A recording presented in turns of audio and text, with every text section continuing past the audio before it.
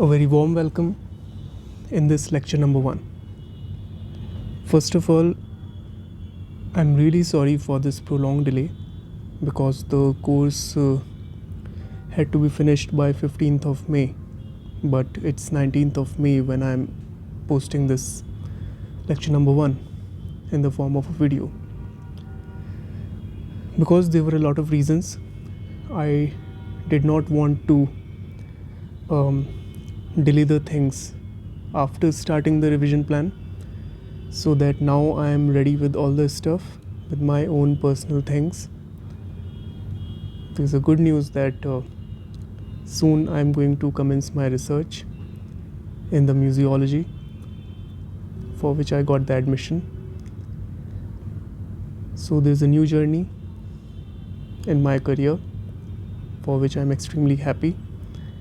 And now you should also feel confident that your mentor about history, for the history, is technically a PhD scholar.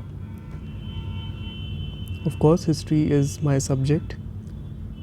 Museums is another field of mine now. And for the upcoming time ahead, of course, I will create a new things under the guidance, under the purview of this course, obviously, so that you can get the content of history in more interesting, in more engaging format, tomorrow and forever. There are so many plans which I can't tell right now, but they are in my pipeline. So I will do the things time to time. For the next year, I will start a full-fledged video course. Of course, the notes will be same, which you have right now with you all, of all those big reference books of history, which UPSC of course cover. But now the course won't be just for history. You will see that I would like to announce here only that this covering histories and conventionality is soon going to be just covering history for you. The U in this course name, which is the unconventionality right now, of course it will include the unconventionality.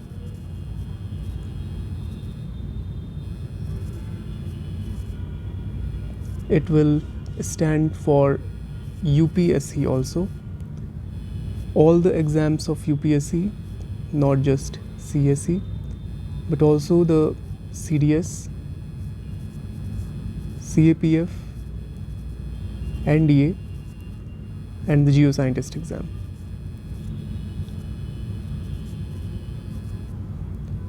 And of course, ultimately for you. As many of you know that I created a blog also of my this program, but due to my very hectic schedule, I was not able to post a lot of content on that, but the plan is still on that part also. But keep this thing in mind that this portal is forever will be just for the history, nothing else, no other subject. No strategy about the UPSC exam, no, not so much about the CSAT or anything, any other aspect of this exam, but just core history. Every type of history, not just typical exam kind of history.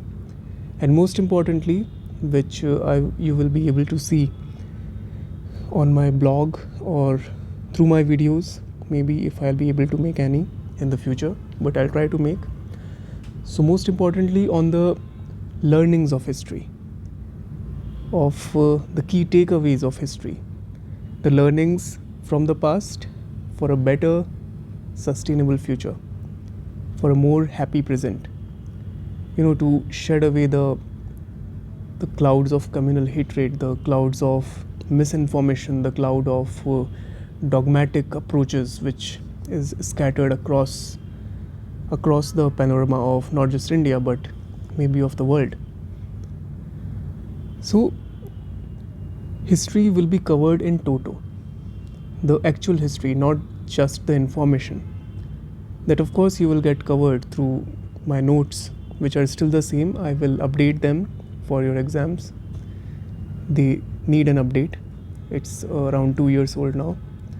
So of course I need time for that. But along with that, this thing was in my mind since very long time that I will do something which is indeed required these days. Information is everywhere. Many coaching institutes are getting you covered with all those informations.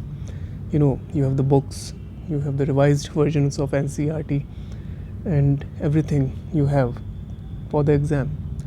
But if you are associated with this portal, with covering history for you, the name will be changed very soon. So and if it's just for history, then of course it will deal with the core of the history, the philosophy of history, how history is useful for a common man, for you as a bureaucrat, for you ultimately as a good citizen. What history can teach you, what the ancient era administrations of various dynasties can teach us.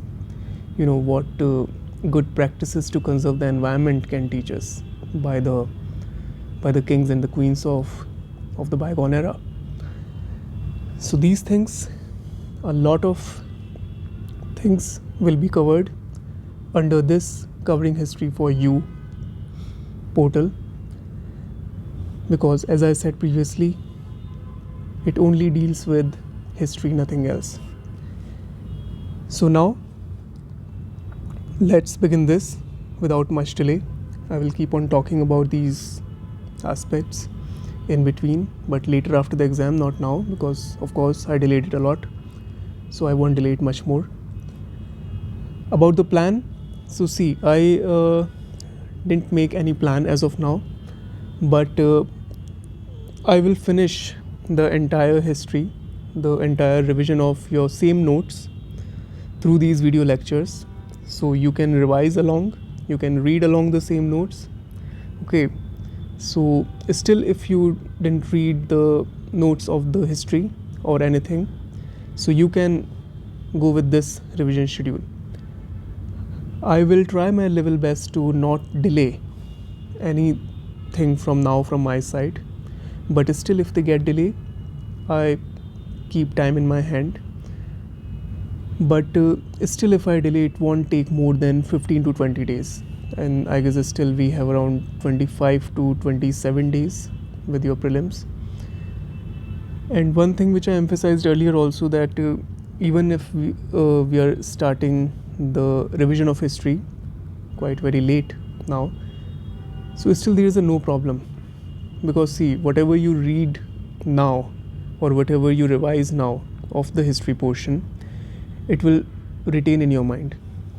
Fine, because you don't have to panic that okay, I need to revise it again also because exam is quite very far, so I will forget this thing I am reading now. Of course you won't, because we are already starting very near to the exam. The exam is just 25-27 days away.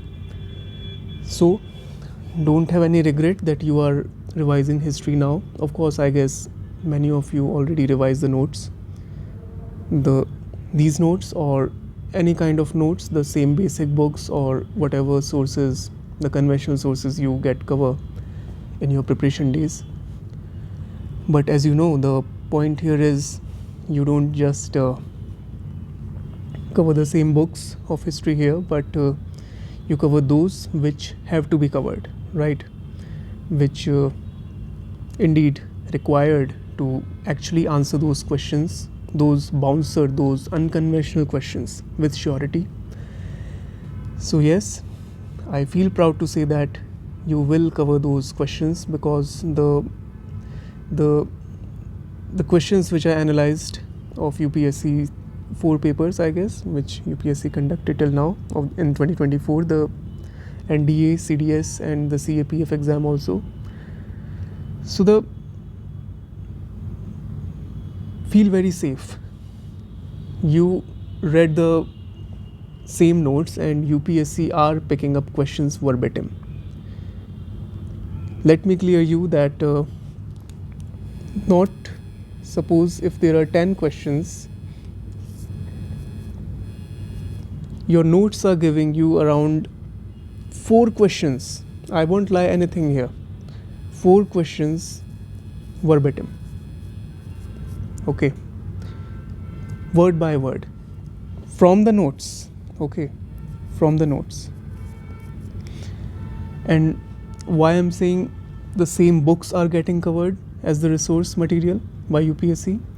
Because the remaining 6 questions, I will say, let's say 3 questions. Let's bifurcate them here. So these 3 questions, UPSC is picking from the same books. Okay, same books out of which your notes have been made. The same books. But this information not covered in the notes. They are in the books, but not in your notes. And I claim only the notes. Okay, because you are reading this. I simplified these books in the form of these notes so that you can cover the questions. And these 3 questions, if I say, so there is a situation when UPSC is framing some statement from the same book which we covered, but they are picking up some statements from other books also. Now, I really don't know from which books they are, but of course they are also from some decent enough reference books of history field. But I'm not getting time to research about those statements. So what we will do, we will see those PYQs and we will try to retain those information. Okay, I'm coming up with the compilation which I already spoke about earlier.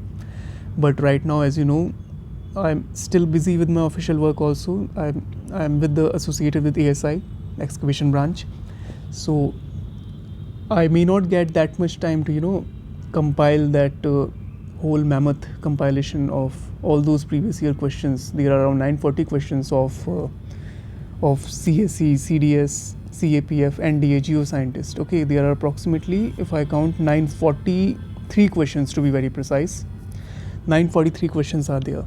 Now I have to do a lot of work to make a compilation because I just don't want to make a compilation of those same questions arranged in a year-wise format. No, of course, if I am doing something, I will do it in quite different manner because you know me. So I will do it, but not for 2024. I am extremely sorry for that. And it's okay for you also because I guess you covered those questions already. But I will make sure you answer those PYQs in a systematic format. So I will, post a thematic set of those questions. Okay, 20 questions on this theme, 30 questions on that theme. Okay, all the relevant, at least of last 10 years, because I have the document ready in my hand of 940 questions, but still a lot of work I have to do on those questions. Okay, their answers, their explanations. In 2025, I'm soon coming up. It will take time, 2-3 more months. I will come up when I'll start my research. I will get some spare time. I will do that thing. But for now, we will see simply those questions. Not very late, but I'll try to, give you the sets on Telegram channel, or we will solve those questions on the videos also. Okay, I will try to make some. But let me assure you that we will solve those questions asked in these papers. I'll try to retain the information hidden in those questions, okay, in these PYQs. Okay, so what I was trying to say, you have these 4 questions from your notes and you have these 3 questions from the books but not in the notes. So 4 plus 3, 7 questions still you are getting from these same books. Okay, 3 questions we are unable to cover, we are getting partially covered. But This is the scenario of these exams. In CSE, the scenario is, it's very appealing, it's very relieving that out of, suppose in ancient India, if I say you are getting 8 questions, 7 questions are verbatim from the notes in itself of Upinder Singh or A.L. Basham. Okay, I'm talking about the compilation part. 7 questions, 100% you are able to answer them because they are verbatim. 1 questions, yes, not get covered. And if I talk about the last year prelim, it's your Vatta Kirutal question. Okay, Vatta Kirutal, it was in the Upinder Singh. Okay, sorry, I maybe wrote wrong spelling. Okay, so this Vatta Kirutal question, it was in Upinder Singh, but I did not cover this in your notes.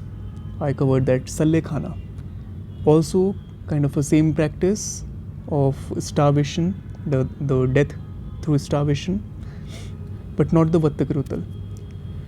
But I always ask same thing to myself and to you also. Then how much is too much? How much one can cover? How much one can read? How much one can retain ultimately to answer things in the exam? Because again, this is not just the exam of history, it is exam of your political science also, okay, your economics also, environment also, okay, and other things also. So please keep this in mind. If you are getting 15 questions, 15 to 20 is the pattern of asking questions. If you are getting 15 to 20 questions, and I am talking about out of these 20 questions, let's say 16 are unconventional. That's where UPSC is hitting hard these days since last many years. Okay, by framing questions from these, mammoth books. Out of 16 questions, 14 questions you are getting covered, because now, as you know, we are not only covered the ancient Indian history, we have the medieval also, we have the modern also, okay, and world also. But let's not talk about the world history for your prelims, that's only for the mains. So 14 questions, and these 14 questions are all unconventional question, bouncer questions, which usually you don't get them covered through your regular sources of NCERT only I'll talk about, or other books you read.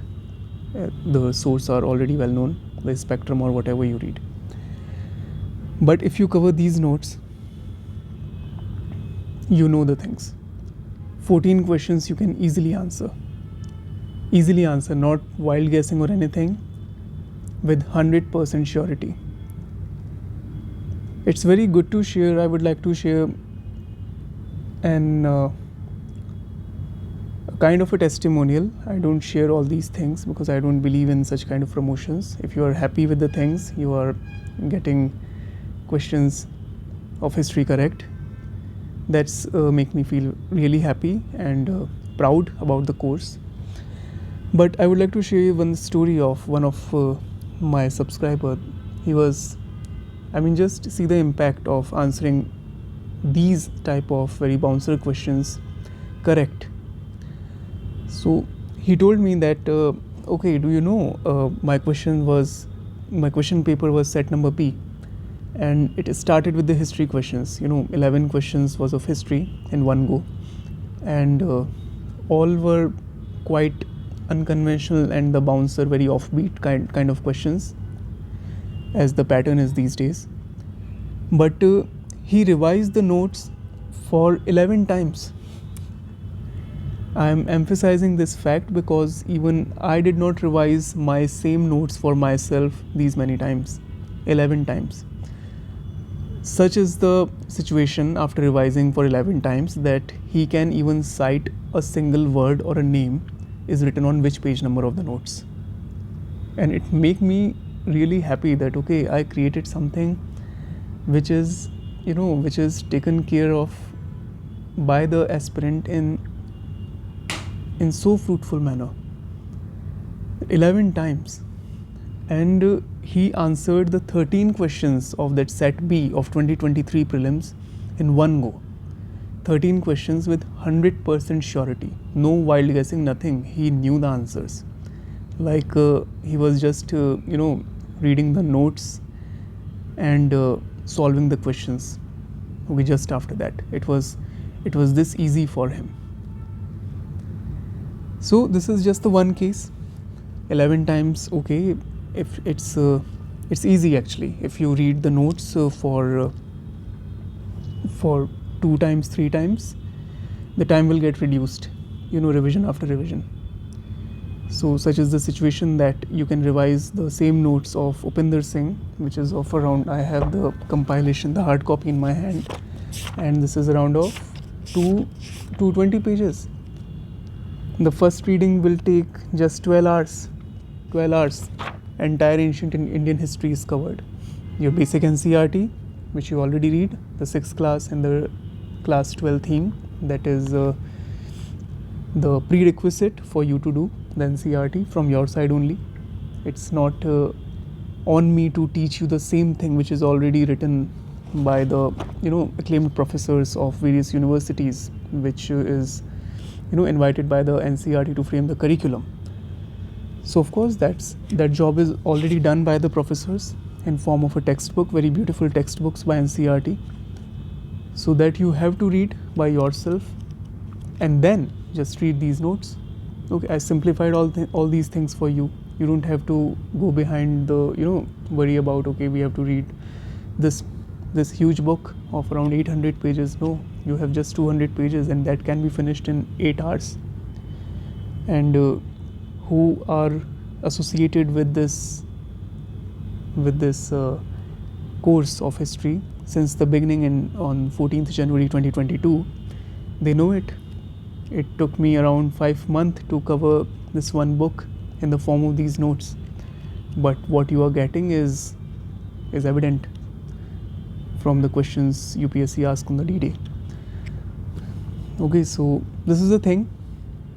Do not worry at all about your resources, or if you are getting some questions covered from another source. So let me tell you just one more thing here. There is no end. Questions are many. Questions can be framed in millions and billions. There is no end. You can read a lot of books. I can share you notes of a lot of books. Where I am sitting right now, this is the excavation branch of Archaeological Survey of India. The library is filled with around more than 50,000 books, and it's so exciting to see those journals, those books of that era published by those press houses which are closed these days, but they are the epic books. I mean, I'm just seeing the paintings of Ajanta on size A0. A lot of history about Ajanta is here, just in front of me. Maybe 30-40 books are just on Ajanta. You are getting questions on Ajanta, but can you read those 10-20 books just on Ajanta? Is this paper to test your knowledge about Ajanta caves only? Of course not. I mean, I have another book in my hand right now, which is by the John Key, Discovered. It's a book filled with very inquisitive anecdotes about the Britishers, about how they shaped the history of India through the Asiatic Society of Bengal, or the things work on the backstage. So very interesting things are there in the book. Ramachandra Guha book is also here, Makers of the Modern India, n number of books. But is it feasible to cover those books? Do you have that much time? I mean, I can dedicate my whole time in this thing, but is it feasible? I'm asking you out, and ask yourself the same thing. It is not possible to cover these many books, and you don't have to. What we are covering, what we covered in last 2 years, the notes, what we did in the form of these compilations, these are the notes from those books which is the trend among UPSC papers. Okay, so these are the tried and tested sources. Okay, you may ask yourself that what if UPSC stop framing questions from Upinder Singh one day?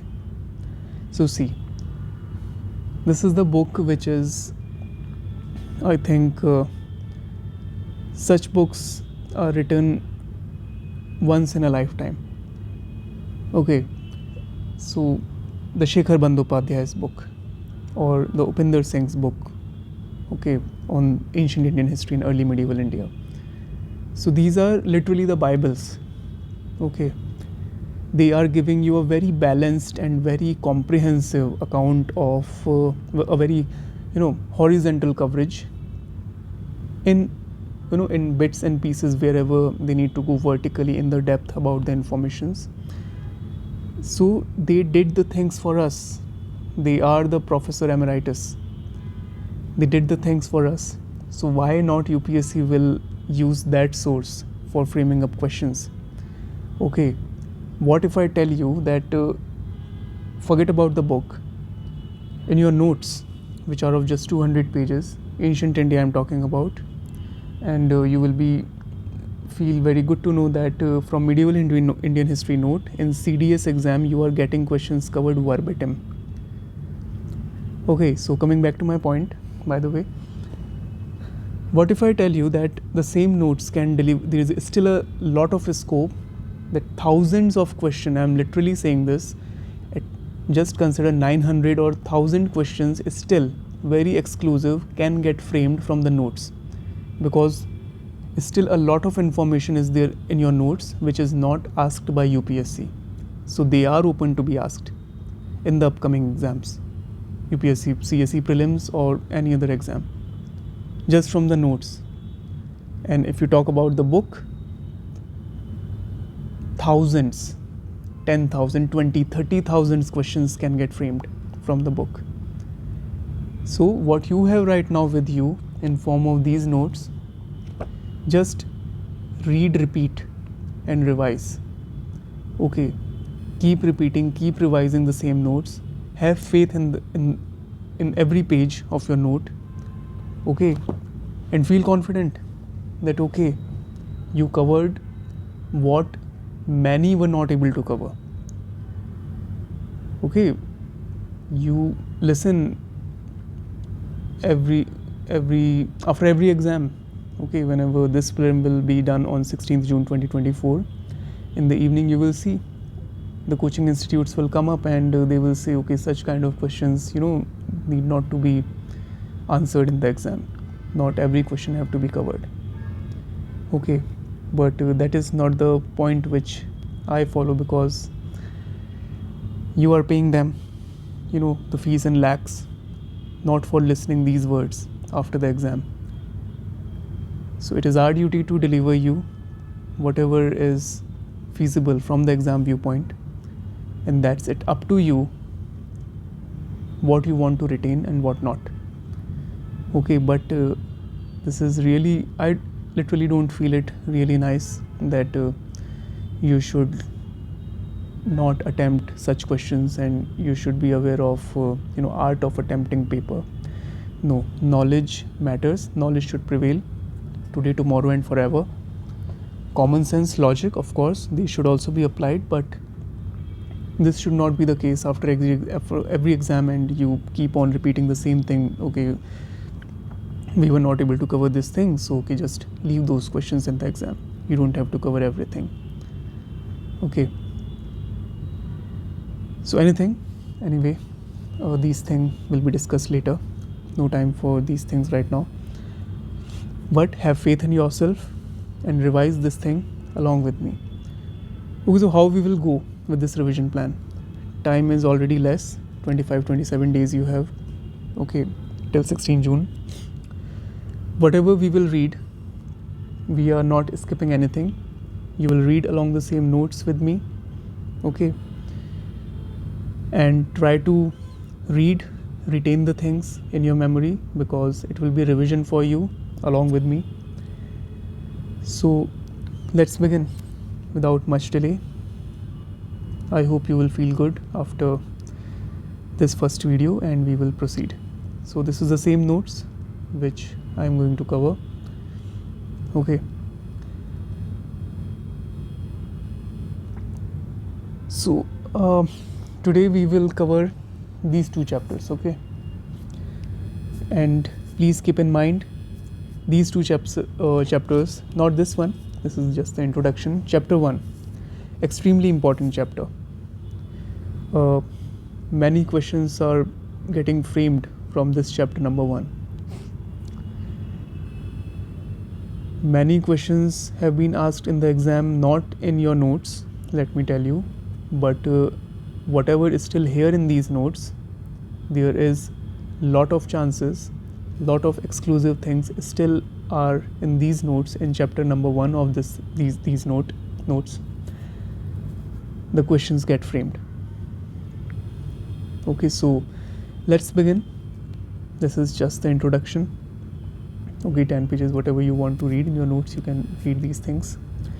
The notes are of just 1 page. Whatever relevant for the exam, you have here. Okay, let's begin. This is introduction, ideas of the early Indian past. Indian subcontinent is a geographical and cultural entity. India is a political boundary setup. Let me see the time. It is 8:15. I think we will finish it in 30 minutes. So India is a political boundary setup. The name India is taken from the name of the river Indus. A very basic, easy question can get framed from here. Everyone knows this. Now, river Indus gave many names like India. Greek texts mention this name. Hindu and Hindustan. Chinese text mention the Shentu, and the Persian text mention Hidu. Now you must understand in simple terms about two classifications of the history. These two terms you must be aware of: prehistory and the proto-history. Prehistory, just the Stone Age. We will see in the chapter 2 and 3. And let me, alert you here that UPSC is diving so deep in the archaeology-based question these days. Archaeology is a source of history in itself, but we are getting a quite, decent level of questions of archaeology. In the CDS and CAPF exams, I am able to see those questions, and they are picking the lines verbatim from Upinder Singh only. Okay. You got the question in 2023 also, I guess, that the name of archaeologist. Okay, who were these people? 4-5 names, and they were the archaeologist. Okay, so prehistory is the Stone Age. We will see the Paleolithic, Mesolithic, Neolithic age. This is the Paleolithic, Mesolithic age. This chapter number 2, and Neolithic age is your chapter number 3, and 4th is the Harappan civilization. Chapter 2, 3, and 4 will be covered in one single lecture tomorrow. Okay, so prehistory, Paleolithic, I revised these things, these ages. Okay, in simple terms, if you already know these things, that proto-history comes between the food production era and the iron technology, and after that start the Harappa and all. Before this is Stone Age, is your prehistory, where you don't have any literary evidences, literary sources, text and anything like that. Now the proto-history, period between the food production and the rise of iron technology that I already told you. Now these two lines are important. You can get the question. Brahmi script and number of questions UPSC asked since 1995. The oldest script of Indian subcontinent is the Harappan script. The oldest deciphered script, Brahmi script. Harappa, each one of you know that not yet deciphered. Brahmi script deciphered by this person, James Princip, very favorite of UPSC. He used Bharat inscription to do so. This may be a question. He also deciphered Kharoshthi script. You can get a question like this: Kharoshthi script deciphered by James Princip, the same person. James Princip, founder, editor of the Journal of Asiatic Society of Bengal. Asiatic Society of Bengal, established in 1984, founder William Jones. ASI, kindly correct it, it is 1861. I don't know, Upinder Singh book also giving the wrong information. It's not 1871, just a very quite negligible mistake, but it's 1861 actually. First Director General is Alexander Cunningham. ASI first Indian Director General is Dayaram Sahni. You may get a question because they are asking you the name of archaeologist, so they can ask you such things also. Okay, now we are starting the chapter number 1. This is it for the introduction. Okay, just from the exam viewpoint, only this much is important. Now chapter number 1, extremely important chapter, extremely important. What you get in this chapter: historical text, foreign travelers' accounts, basics of archaeological sources, like about the epigraphy, inscriptions, the coins, numismatics. Okay.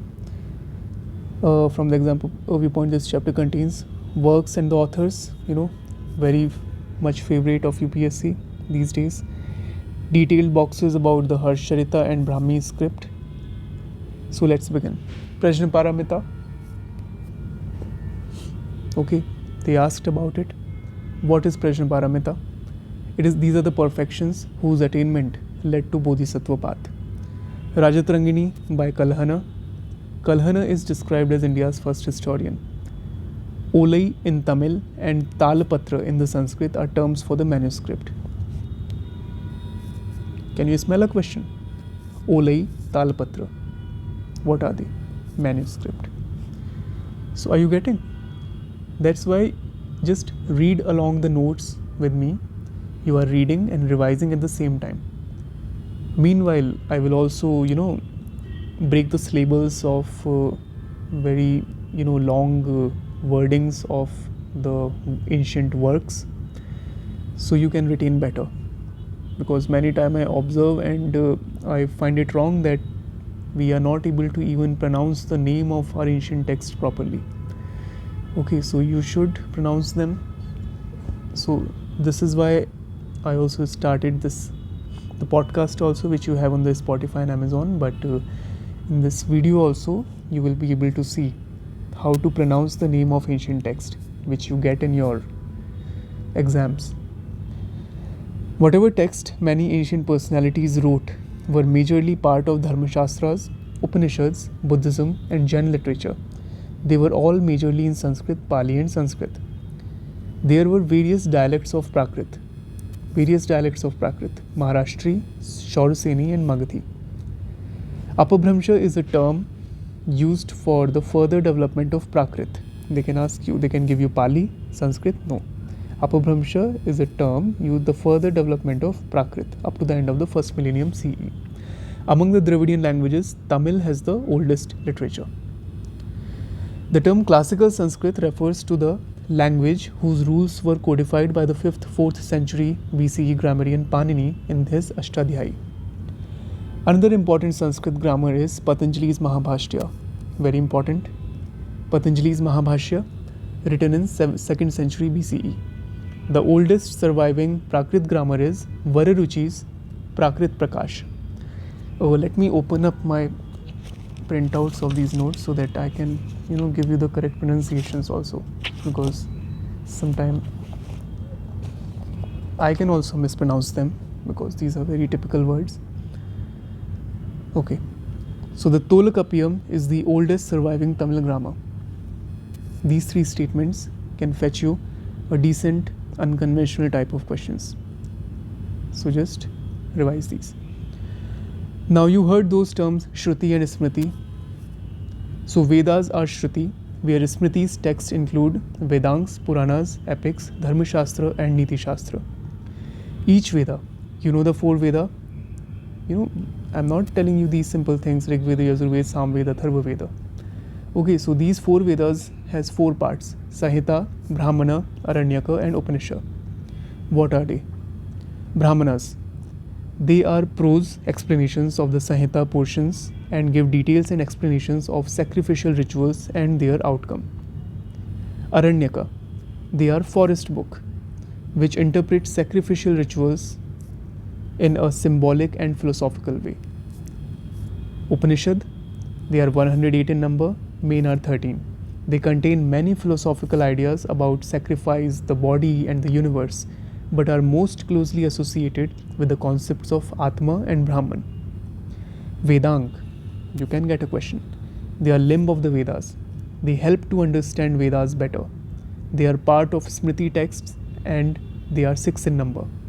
Shiksha. It deals with phonetics. Chanda, meter.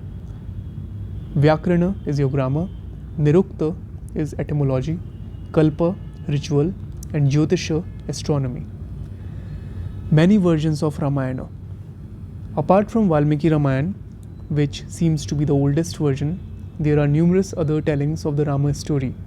A Jaina version, the Paumacharyu of Vimal Suri in Prakrit, a Buddhist version, the Dashratha Jatak in Pali, a 12th century Tamil version by Kamban, the Iramavataram, and the Ramacharitmanas in the 16th century by Tulsidas, to name only a few.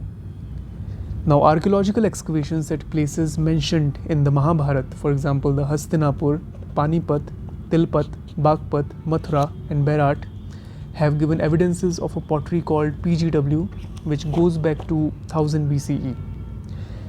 Now, just keep this in mind. I think in CDS, you will get the questions compilation. UPSC asked a question which is not a type of a pottery. So these are the terms related with the pottery: PGW, okay, NBPW, ochre colored pottery, OCP, okay, black and red ware, black on red ware, red and black ware, okay. So these are the abbreviations. So they simply give you, okay, PGW, NBPW, OCP, and one more they gave, just very unconventional, the CE, which is out of the box. So this was the odd one out. So this is not a type of pottery. So you may get a question like this also, okay. Now Puranas, they are amazing. You have many OTT series these days hover around these terms. The conception of the time in the Purana is mind-boggling. There are 4 ages or yugas: Krita, Treta, Dwapar, and Kali.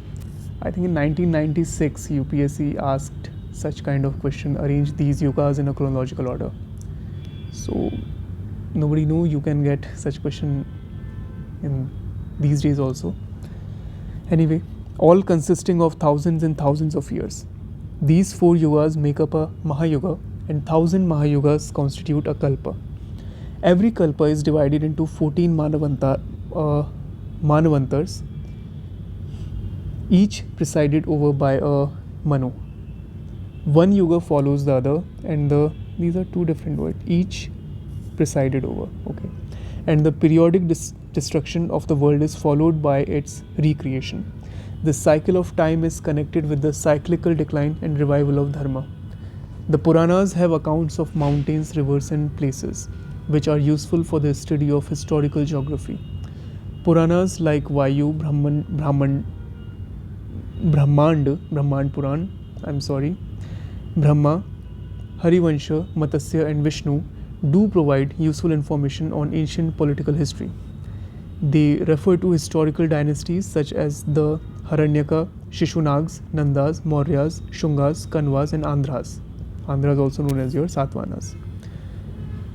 What is Dharma? Have you ever thought? Dharma refers to the proper, ideal conduct of a person living in society, a course of action which leads to the fulfillment of the goals of human life. These goals, known as Purusharth, are Dharma, Artha, Kama, and Moksha. The concept of Dharma is closely tied up with the idea of Sansara, the cycle of birth, death, and rebirth. Dharma Shastras. These are a special group of Sanskrit texts dealing specifically with Dharma. They are 3 in group: Dharma Sutra, Smritis, and third are your Tika and Bhashyas. Dharma Sutras, they composed during the 600-300 BCE. They are part of the Vedanga literature. Then you have the Smritis around 200 and 900 AD. The third includes brief and elaborate commentaries, Tika and Bhashya. You know, Hindi mein bolte hain na, Tika Tippani, respectively. So collections with comments and conclusions, Nibandha, and compendia of views from different texts, Sangraha, all composed between 9th and the 19th centuries. A person's dharma depend on gender, age, marital status, varna, and ashram. The 4 varna: Brahman, Kshatriya, Vaishya, and Shudra. The first 3 of these are referred to in the Brahmanical tradition as Dvaja, means twice born, as they alone have the right to the sacred thread ceremony, which is considered similar to a second birth. The ashram system went through several stages of development and ultimately divided the life of a Dvaja male into 4 stages: Brahmacharya, Grihastha, Vanaprastha and Sannyasa. Okay, so now enough of this Brahmanical literature. Now moving to the UPSC's favorite, Buddhist and Jain literature. Let me remind you here, I've created Buddhism and Jainism as a separate appendix in these notes. So we will see everything about the Buddhist and Buddhism and Jainism all at once in that theme. Now Buddhist literature, for this chapter's sake, whatever information we have in this chapter, it is here. And mind you are getting a lot of questions just on the basis of this diagram also. So this diagram, most of you have already seen in the notes. Three Tipitakas, they are the major source of Buddhist literature: Sutta Pitaka, Vinaya Pitaka and Abhidhamma Pitaka. Sutta Pitaka have 5 Nikayas: Digha Nikaya, Madhyam Nikaya, Samyukta Nikaya, Anguttara Nikaya and Khuddaka Nikaya. Now this Khuddaka Nikaya contains some very important books known as Jatakas, Dhammapadas, Theragatha and Therigatha. Jatakas are Buddha's previous birth stories. Dhammapada, they are ethical sayings. Theragatha and Therigathas, these are the songs sung by the monks and nuns. Therigathas are by monks and Therigathas are by nuns. Now Vinaya Pitaka, these are all the rules and regulations, the typical rules for the monks. Abhidhamma Pitaka, they are Sutta Pitaka's study, question and answers, summaries, etc., philosophy and all kind of thing. Now some Buddhist non-canonical works in Pali language. Milinda Panha, remember 2023 paper? It's a dialogue between King Milinda and the monk Nagasena. Neti Pakrana.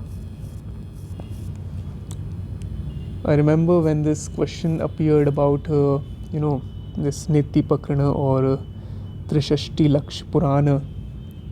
These 4 very... So, majority of were thinking from where these names UPSC picked. But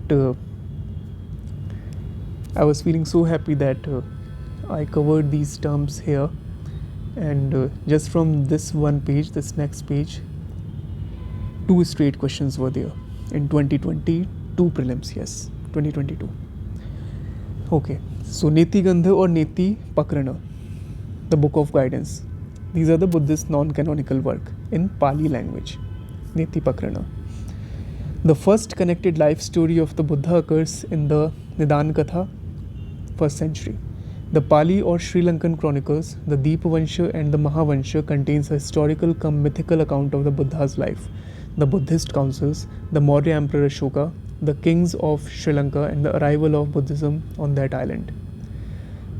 Buddhist work in Sanskrit, Mahayana school promoted it. Now the Buddhist work in Sanskrit languages are Buddhacharita, very famous one by Ashwagosha, Lalit Vistar, a hagiography of the Buddha associated with the Sarvastivada school. You can get this question. UPSC already asked about Sarvastivada or Sthanakvasi and all these subsect. We will see these in Buddhism and Jainism.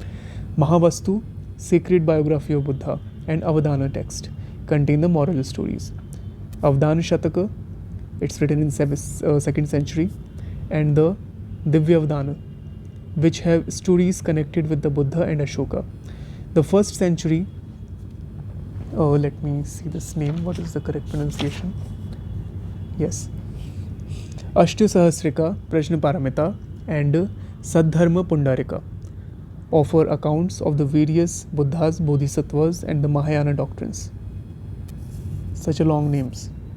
They can ask you Ashtasahasrika, Prajnaparamita written in Pali or in Sanskrit, or part of Buddhism or Jainism, okay, like this. You can frame n number of ways of asking question in your mind. Okay, that's why this is the beauty of reading just the notes in a very simple format, not running behind those never-ending type of haphazardly, arranged questions of thousands of mock tests. It's very futile exercise, very useless. Just read the thing and then let them frame the question in any manner. If you know this much information, I can give you around 20 MCQs just on the basis of these 1, 2, 3, 4, 5, 6, 7, 8 lines.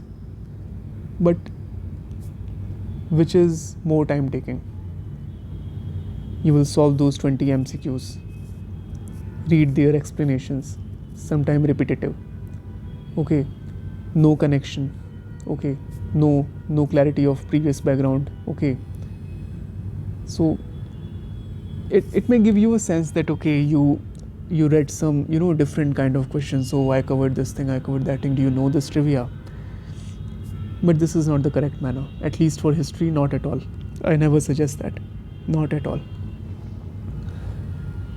Just revise this thing 3 times and let them ask any kind of question based on this thing. Now, moving to Jain literature. Jain books are called Siddhant or Agam. The genealogical list in the Jain Pattavalis and the Theravalis. Remember, Theravalis, Thergatha, they are Buddhist.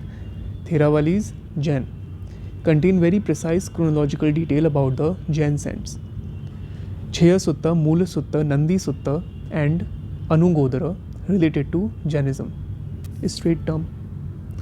The Jain Puranas, the Shvetambara call them Charitas, are hagiographies of the Jain saints known as the Tirthankaras. The Adi Puran of 9th century narrate the life of the first Tirthankar Rishabh Dev, also known as the Adinath. The 8th century Harivansh Puran gives a Jain version of the stories of the Kauravas, Pandavas, Krishna, Balram and others. The Trishashti Lakshan Mahapuran by Jinsena and Gunabhadra, written by Jinsena and Gunabhadra. A spin-off question can be there. 2022 में आया है ये. Has life stories of various Jain saints, kings and heroes. The Parishishta Pavan by Hemachandra, again 2022, gives a history of the earliest Jain teachers. Now Sangam literature, another extremely important. 3 Sangams held: Madurai, Kapatpuram and Madurai. First, second and third. Tolakappiyam is a work on grammar. Thiruvalluvar's Tirukkural is a work on ethics, polity and love. 2 famous Tamil epics, Silapadikram, Manimekalai. Silapadikram is by Elankovithakal, also in short known as Elango, a story of 3 people, Kovalan and Kannaki, and Kovalan's affair with Madhavi, kind of extramarital affair-like situation. Manimekalai is by Sattanar, a story of Prince Uday Kumar and Manimekalai. Then come Alvar and Nayanar's, their literature. Nath Muni collected the Alvar, 2022 May you got a question, collected the Alvar Vaishnavite hymns into the canon known as the Nalayira Divya Prabandham. The hymns of the Myanmar saints were compiled in the 10th century by Nambi Andar Nambi, and this compilation formed the core of the Shaiva canon, the Tirumurai. Nambi Andar Nambi wrote a work called the Tiruttondar Tiruvantai about the saints. In the 12th century, the accounts of the Shaiva saints were collected in a text called the Periya Puranam. Now, Kalampakam were poetic compositions. Kovai were poems. Now some examples of Kovai. Pantik Kovai, a 6th-7th century work written in the honor of Pandya king Nittumaran. Manik Kavachakar Tirukkovaiyar, 9th century, in praise of the god Shiva. It's also a Kovai. And Poyamolip Pulavars Tanachiyavanam Kovai. It's in the 13th century work. It's a 13th century work. You need to try to remember these things because chapter 1 is extremely important. Okay. Now Kannada literature. Oldest surviving piece of literature in this language is the Kavi Rajmarg, a work on poetics. Kavi Raja Marg. Always try to read such type of long words by breaking the syllables. Kavi Raja Marg. Kavi Raj Marg. Okay. Karnataka was a stronghold of Jainism, and a significant part of early medieval Kannada literature had Jaina themes. The best known poets of the 10th century were Pampa, Ponna and Ranna. You can get a question. All of whom were Jain Puranas. Pampa wrote Adi Puran, an account of the life of the first Tirthankar Rishabh or Adinath. Vikramarjun Vijaya based on the Mahabharata story. Now read it. Vikrama Arjuna Vijaya. Vikramarjun Vijaya. Ponna. Ponna, also known by one epithet, Ubhaya Kavi Chakravarti. You can get a question. He wrote both in Sanskrit and in Kannada. Chuvand Raya wrote the Trishashti Lakshan Mahapurana, an account of the 24 Jain saints in continuous prose. Nagachandra or Abhinav Pampa wrote the Ramachandra Charita Purana, one of many Jain versions of the Rama story. Now Nemi Nath Lilavati tells the love story of a Kadamba prince and a beautiful princess. Telugu literature. Nannaya laid the foundations of Telugu poetic style and known as Vaganusha. Let me also pronounce it properly. Vaganusha Vag Anushasan Undu.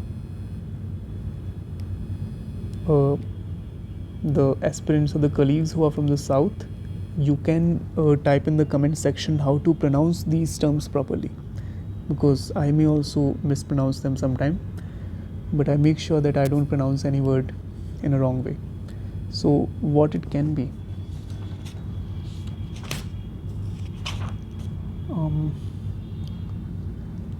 I think it's Vaganushasanundu, maker of speech. Tikkana composed a work called the Uttar Ramayanamo. Now Nanne Choda, author of the Kumara Sambhavamo. Now this table is very important. Try to, if you are not retaining anything from this chapter, just retain this table. Famous authors and their works, not included what is in your NCERT, and very easy. Ashwaghosha, a very prominent author. He composed these things: Buddhacharita, Sariputra Prakarana, Saundarananda. Bhashya, Panchatantra, Duttavakya, Balacharita, Swapnavasav Datta. Kalidas, all-time favorite evergreen. 3 plays, 3 poetry.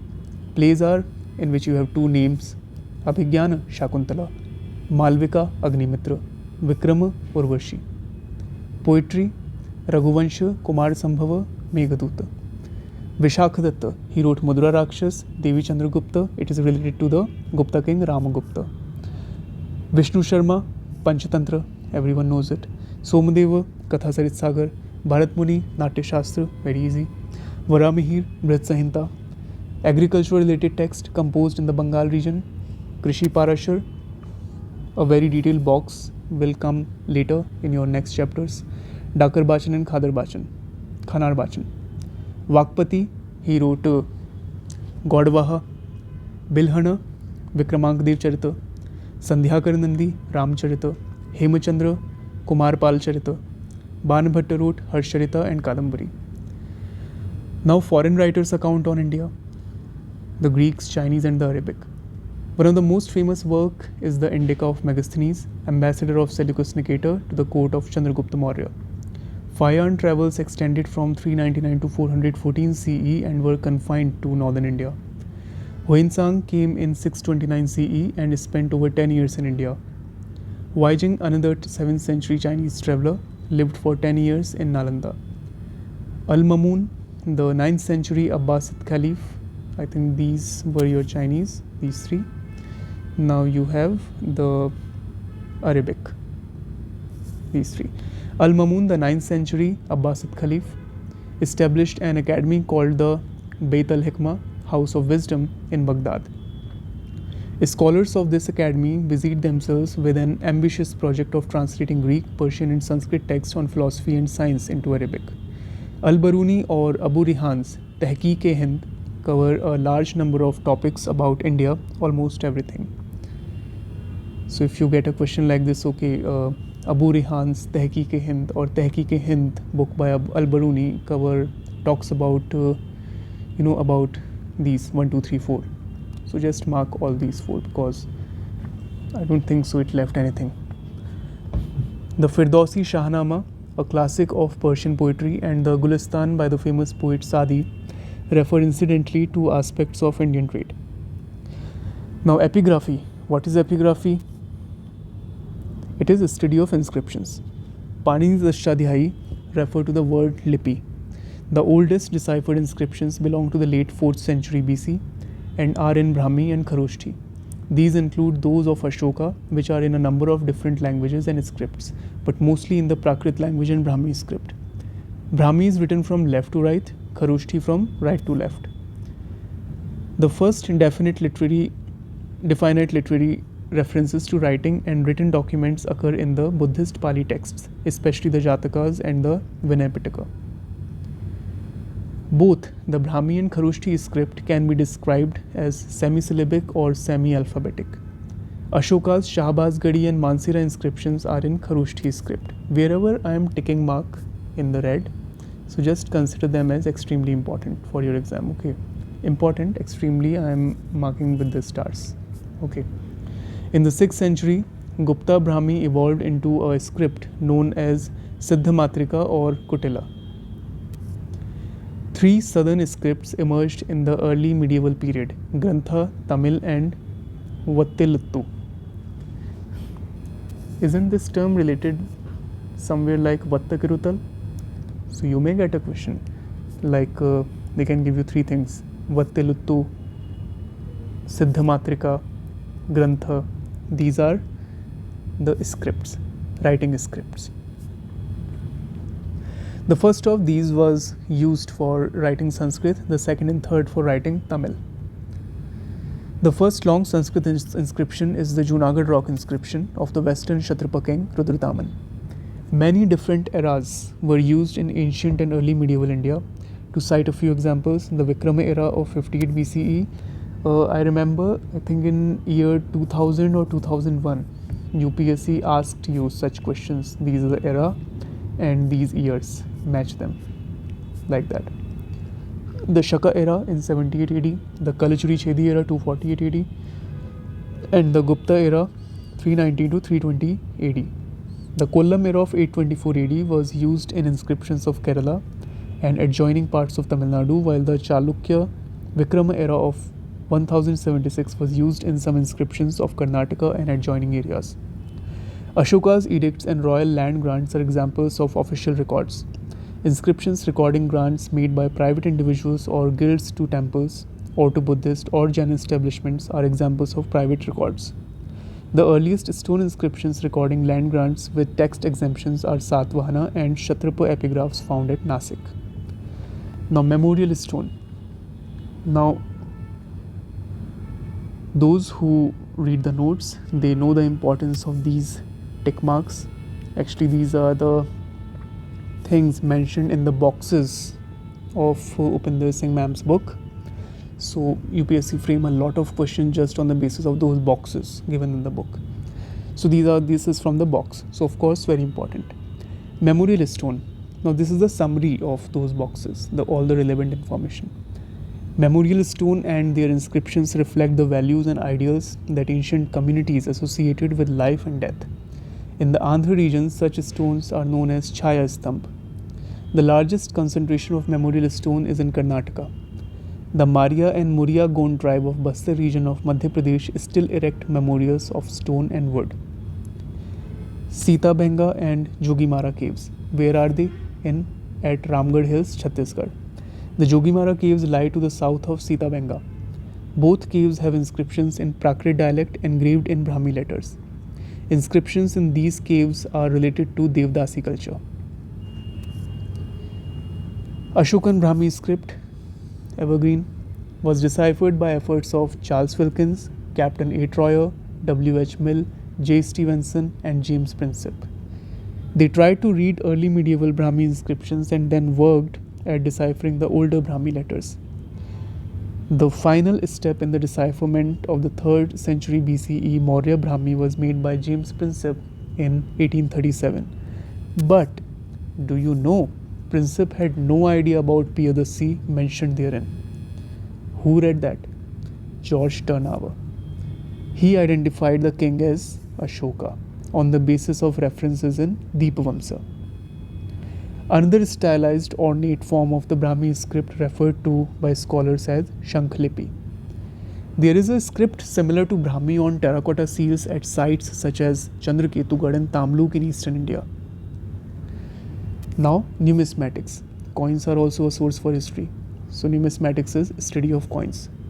UPSC framing many questions just on the basis of coins. So, read properly and revise it. The basic unit of Indian coin weight systems was a red and black seed of the gunja berry known as the Raktika, Ratti or Rati. Terms they can ask you. In South India, the standard weight of coins was theoretically calculated on the basis of the relationship between two kinds of beans, the Manjari and the Kalanju. The oldest coins found in the subcontinent are punch-marked coins, made mostly of silver, some of copper. The Kushanas were the first dynasty of the subcontinent to mint large quantity of gold coins. Their silver coins are rare, but they do issue the silver coins also. Some coins with the word Negama seem to represent coins issued by merchant guilds. Certain Takshila coins with the legend Panchanekame may have been issued jointly by 5 guilds. The imperial Gupta kings issued gold coins with metrical legends in Sanskrit known as dinars. Gupta's gold coin known as dinars. These coins have been mostly found in North India. There are interesting instances of coins of Samudragupta and Kumaragupta I showing them playing the veena. The performance of the Ashwamedh sacrifice by Samudragupta and Kumaragupta I is recorded on the coins. The archer and battle axe coin types of Samudragupta predictably advertise his physical prowess, while the lyricist type, which shows him playing the veena, represents a completely different aspect of his personality. The Guptas also issued silver coins, but their copper coins are rare. In Kashmir, copper coins were supplemented by bills of exchange, hundikas, denominated in terms of coins or grain, and the use of caudies. The tiger crest is the emblem of Chola coins. You can get a list 1, list 2 match things. Chola's symbol is this, Chera's symbol is that, or Pandya's that, okay, like that. So the tiger crest emblem is on the Chola coins. The seals of several Chola copper plate inscriptions shown the tiger, fish of the Pandya emblem, and the bow Chera, indicating that the Cholas had achieved political supremacy over these two dynasties. In many parts of early medieval India, caudies continued to be used as money along with coins. Most of the Indo-Greek kings are known almost entirely from their coins. The term Gana on the coins, this is very important line, whatever I did in the bold, verbatim these statements can be seen in your questions. The term Gana on the coins of the Yodhyas and Malwas points to their non-monarchical polity. So that's it for the chapter. Mug up all the authors and their works as much as possible. 3 PYQs, but I need to update. I think you got around 10 plus PYQs just from this chapter in last 2-3 years only. Okay, I will tell when we deal with the PYQs in the set format, theme wise. Okay. Remember about George Turner because he identified the name of Ashoka for the first time, and this information is mentioned in the box, hence important. Brahmanical literature, I know not so important for the exam, but just mentioned some points which you must read actually. Khudak Nikaya important work can be the future questions. Okay, so with this I am thanking you for revising this much. And I think it's already a long lecture. We covered 2 chapters in this video. So do watch the next lecture of the History Essentials, curated by me for all of you, always with lots of love. Thank you so much everyone. See you soon with the next video.